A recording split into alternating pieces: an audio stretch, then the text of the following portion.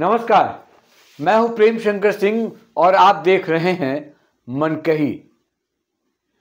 14 तारीख को बिहार का रिजल्ट आ गया और काराकाट में जो हुआ सबको पता है। तो मुझे लग रहा था कि आज काराकाट की बात हो। हालांकि अभी 2 दिन ही हुए हैं, लेकिन लग रहा था कि अरे काराकाट की बात किए तो बहुत दिन हो गया। न मैं भूलूंगा न आप लोगों को भूलने दूंगा काराकाट। न ज्योति सिंह भूलेंगी और न वो भूलने देंगी। ज्योति सिंह की बात मैं इसलिए कर रहा हूं आज कि उनका एक वीडियो देख रहा था मैं, और उस वीडियो में पता है क्या था? क्योंकि वो वीडियो मेरे पास कहीं से आया, मैंने देखा उसको।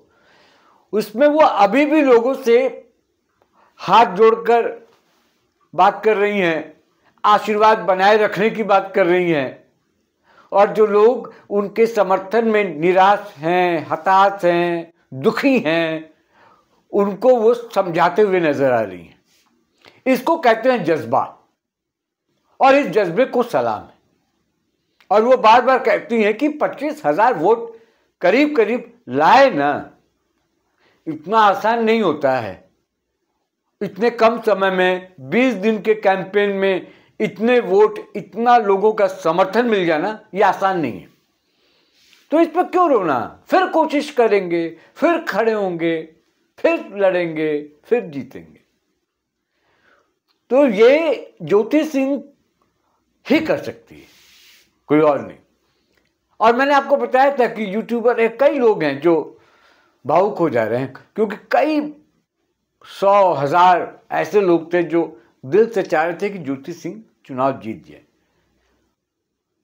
उसमें कोई उनका अपना फायदा होता हुआ नहीं दिख रहा था। और आमतौर पर आप देखेंगे कि पॉलिटिशियन से लोग बहुत ज्यादा हमदर्दी नहीं रखते। समर्थक हो सकते हैं, वोट भी कर देंगे आपको, सब कुछ हो जाएगा, लेकिन वो एक नेगेटिव मेंटेलिटी बन जाती है, हो जाती है लोगों की, किसी भी नेता को लेकर, किसी भी मंत्री सांसद को लेकर। ज्यादातर, सबके लिए मैं नहीं कह रहा, लेकिन नेता है तो भ्रष्ट होगा, नेता है तो काम नहीं करेगा, नेता है तो वोट लेके चला जाएगा, नेता है तो सब ऐसे ही। वैसे में अगर एक कैंडिडेट चुनाव लड़ता है और उसके लिए कोई रोता है, और उतना ही नहीं, यूट्यूबर्स भी कुछ रो रहे थे जिन लोगों ने बहुत मेहनत की और साथ में रहे। खैर, इस वीडियो को बनाने के पीछे मकसद ये था कि उनके पास कोई वीडियो कॉल है।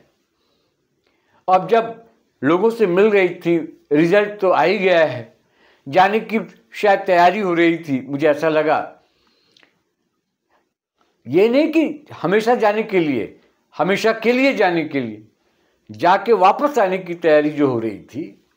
उस वक्त जब ये होटल खाली कर रही होंगी, बाहर लोगों से मिल रही थी, इसी बीच कॉल आया।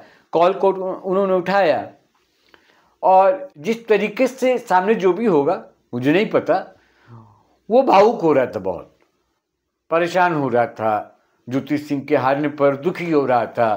तो ज्योति सिंह ने ये कहा कि अरे भाई, इस पर रोना क्या है, हमने किया ना, कोशिश की, आगे भी करेंगे, और जब आप ही लोग ऐसे करेंगी तो मैं फिर कैसे आगे चल पाऊंगी? मैं तो आप लोगों के भरोसे ही चुनाव लड़ी थी ना। तो अपने आप को मजबूत बनाइए। और मैं कहता हूं तमाम समर्थकों को जो भावुक हो रहे हैं, जो इमोशनल हो रहे हैं अभी भी, ज्योति सिंह को लेकर के चुनाव हार गई, तो वो स्ट्रांग बने। कैसे? इसी तरीके से।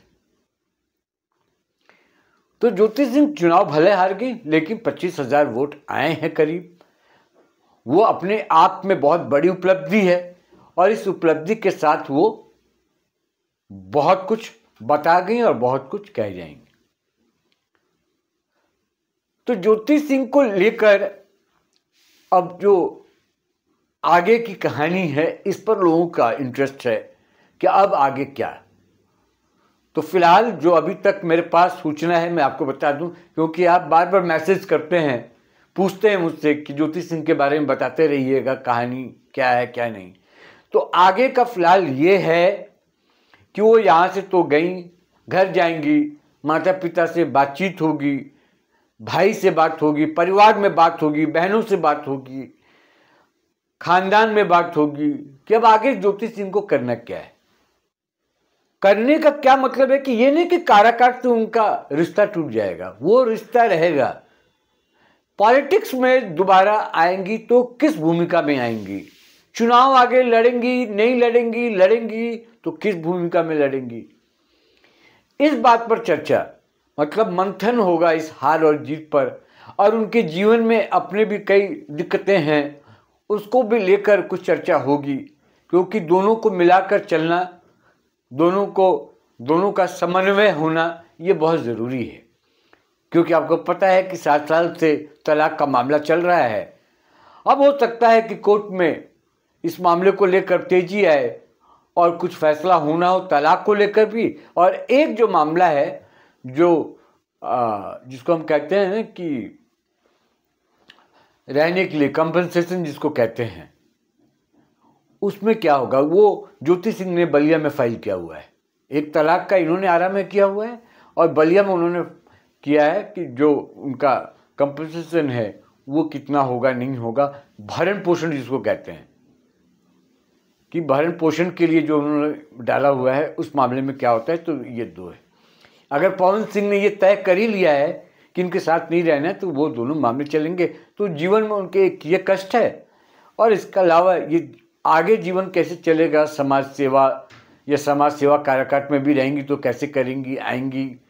अब तो 5 साल के बाद चुनाव है, इस बीच बाकी उनकी ज़िंदगी कैसे चलेगी, क्योंकि रोज़ी रोटी का भी एक सवाल है, उसको भी देखना होगा कि किस तरीके से आगे चला जाएगा।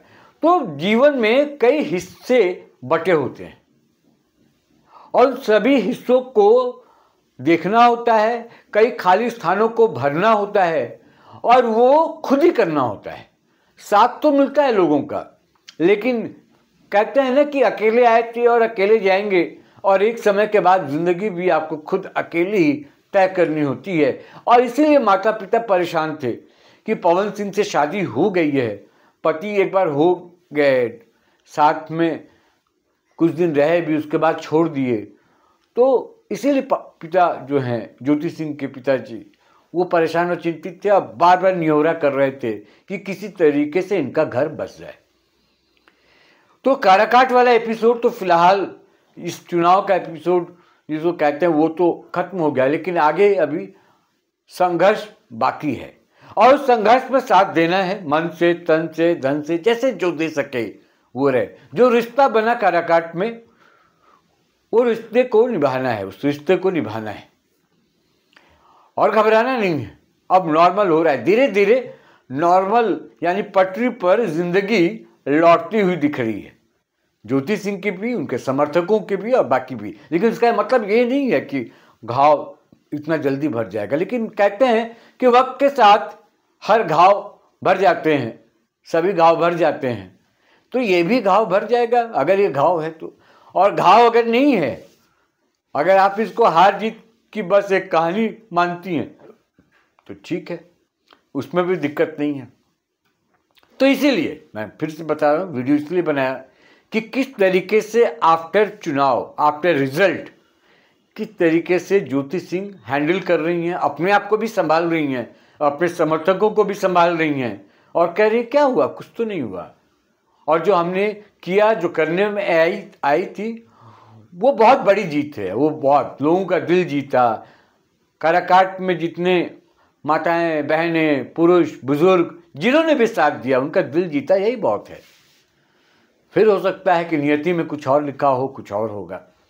और जितने भी लोग मिलने आ रहे थे उनसे भी वही कह रही थी।